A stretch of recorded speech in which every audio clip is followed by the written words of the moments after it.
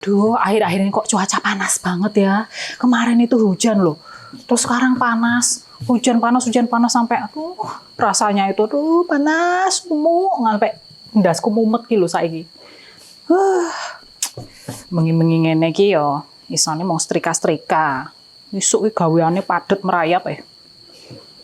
BTW kita ngomongin ini nih, saiki. KTT ASEAN. Nah, yang lagi ngehits kemarin itu beritanya, wah akhirnya Indonesia itu menjadi tuan rumah KTT ASEAN. Ngerti ora KTT ASEAN? Itu loh konferensi tingkat tinggi negara-negara se-Asia Tenggara. Pinter tuh tante. Jadi di konferensi itu tempat berkumpulnya para kepala negara-negara ASEAN. Nah, Indonesia itu sekarang jadi giliran tuan rumah penyelenggaraan KTT ASEAN. Nah, sekarang tuh ada yang beda. Biasanya kan di Bali ya, konferensi-konferensi tingkat tinggi kayak gitu, kayak kemarin G20 itu kan di Bali. Nah, sekarang ini ada yang beda dari KTT ASEAN. Ini luar biasa ini.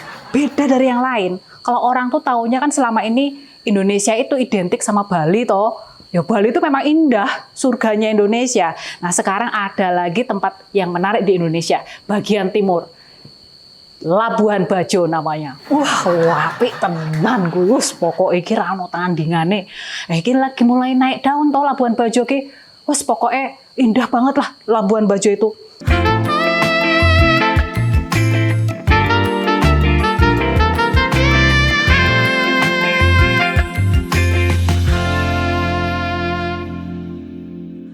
Nah, Labuan Bajo dijadikan tuan rumah untuk penyelenggaraan KTT ASEAN kan bukan karena tanpa sebab toh. Sebenarnya sih sekalian promosi juga gitu. Kenapa kok diadakan di Labuan Bajo? Karena sementara ini kebanyakan orang-orang tuh taunya itu Bali. Nah, sekarang waktunya untuk memperkenalkan daerah-daerah cantik yang dimiliki orang Indonesia. Sekarang giliran di Indonesia bagian timur.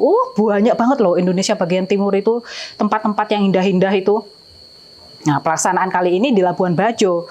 Soalnya itu, tempat ini tuh viral banget. Pulau Padar itu ada di sana. Banyak banget pulau-pulau indah di sana. Pokoknya apik banget lah. Ning yo, tante belum pernah ke sana sih. Ning yo ngerti, yo googling lah. Zaman saya iki akeh googling yo, wisata virtual sih ora apa-apa. Lah ya itu. Bangga banget Indonesia ketempatan jadi ketuan rumah.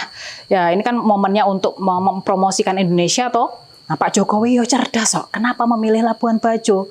Apalagi di sana itu sistem promosi pariwisatanya itu agak beda dengan Bali. Orang tuh biasa kalau lihat Bali itu udah tahu Nusa Dua, terus Benoa itu udah tahu semuanya. Tapi kalau Labuan Bajo ini ada satu momen yang dikemas secara menarik oleh Pak Jokowi untuk mempromosikan Labuan Bajo.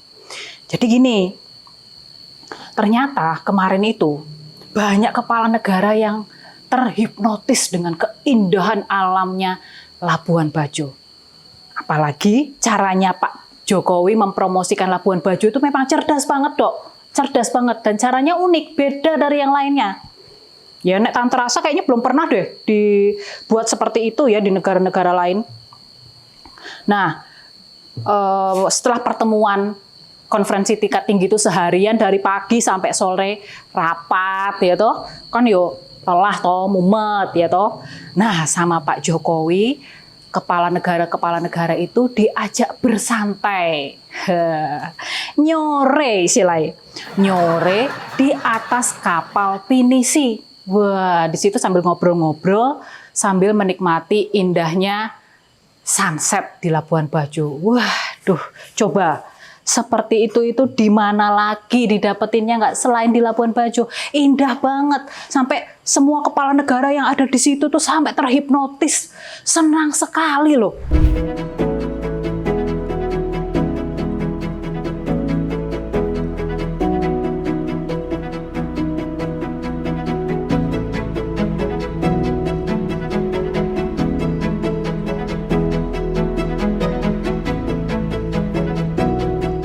Well, it is as promised by President Widodo. He said we come on the ship and we don't think anymore too much about the economy and the problems and the security and the plans.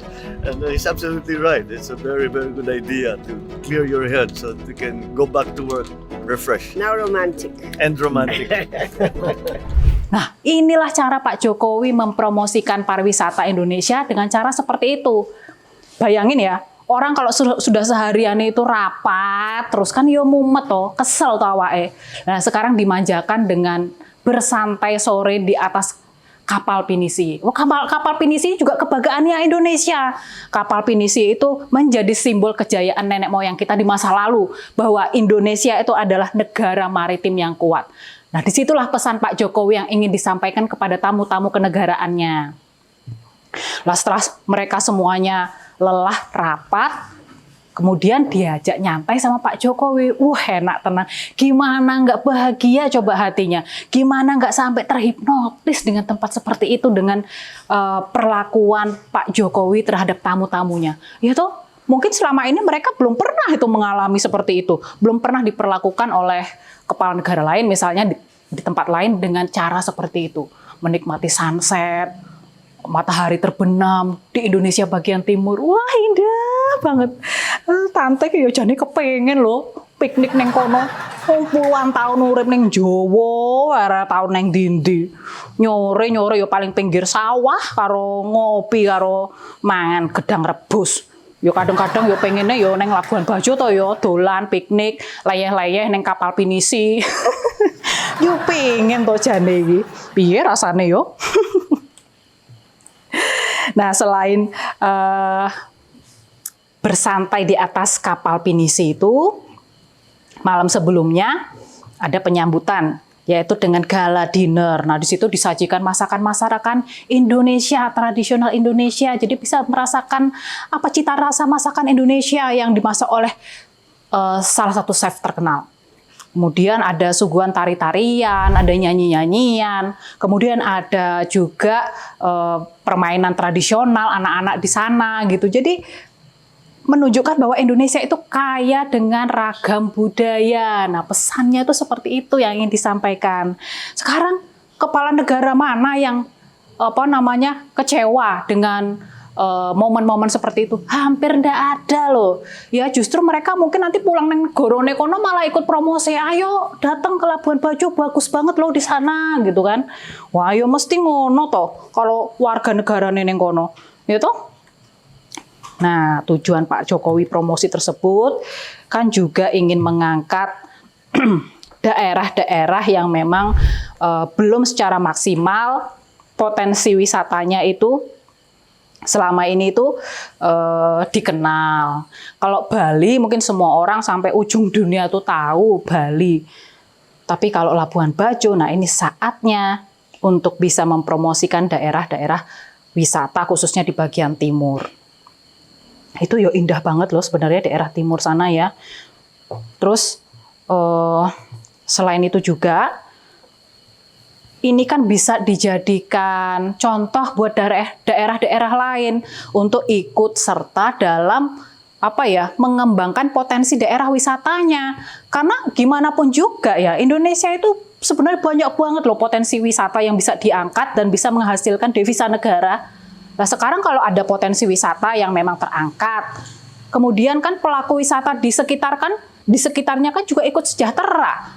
Contohnya kalau misalkan ada pengelolaan objek wisata baru nih, di situ kan ada yang jual restoran, rumah makan, ada yang jual cenderamata, toko oleh-oleh, sewa mobil, bus dan lain sebagainya ya, ikut mensejahterakan pelaku wisata di sekitarnya. Akhirnya devisa negara pasti akan meningkat dari sektor pariwisata dan Indonesia semakin dikenal sama dunia. Dengan suksesnya Indonesia menyelenggarakan KTT ASEAN, wah, jos. Indonesia ki langsung banjir pujian. Pujiannya ora tanggung-tanggung kok. Pujiannya itu datang dari para kepala negara yang ikut dalam KTT tersebut. Wah, pada ngevlog koyo ngene. Wah, seneng banget lagi ono ning Labuan Bajo. Lo bayangno aja. Sekarang kalau kepala negara itu followernya udah berapa itu? Ya mesti dengan ngelihat vlognya presiden ngono paling kepengen juga toh untuk datang ke Labuan Bajo. Wah, itu nah cara promosi yang tepat ya seperti itu. Lah, kemarin itu malah gilo. Dari Presiden Filipina itu merespon kalau Indonesia itu memang tepat sekali. Jadi menyelenggarakan KTT ASEAN itu dengan standar yang cukup tinggi. Sampai dia itu khawatir loh. Khawatir apa Jal? Hah? Khawatir apa? Jadi dia itu sampai khawatir kalau besok nih negarane kono jadi tuan rumah KTT ASEAN berikutnya, nganti bingung kudu luwih apik saka Indonesia Jal. Piye nek ngono kuwi? Apa ora Indonesia itu memang betul-betul sukses menyelenggarakan KTT ASEAN itu dengan sangat sempurna, ya toh kepala negara nganti bingung aku kudu piye iki supaya luwih apik saka Indonesia, ya toh. Wes aku bangga tenan karo idene Pak Jokowi iku. Nah, yo kaya ngono sing jenenge pemimpin negara, kaya Pak Jokowi kuwi lho, berkelas, gitu. Pak Jokowi itu memang sudah sukses menjaga harkat dan martabat Indonesia di mata kepala negara ASEAN itu. Ya toh? Lah iya toh. Gimana coba? Terutama dalam sektor pariwisata turut mempromosikan melalui konferensi tinggi ASEAN itu.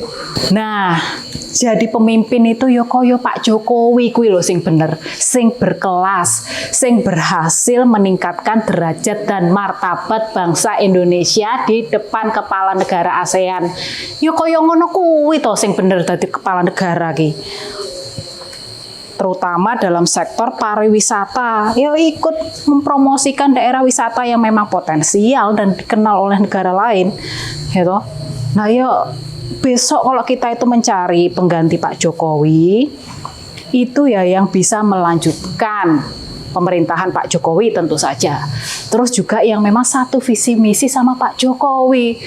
Ojo Pak Jokowi mlakune rene, sesuk penggantine mlakune rono, ya ora ketemu to.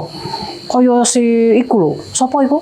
Wingi iki lho, sing ngelek-ngelek negarane dhewe ning luar negeri iki lho. Piye to? Kowe malah negarane dhewe kok dielek-elek kuwi lho. Lah nek wong kaya ngono ki sesuk dadi presiden ki, ayo opo jal negarane? Hah? Dadi opo jal negarane? Esuk tambah amburadul.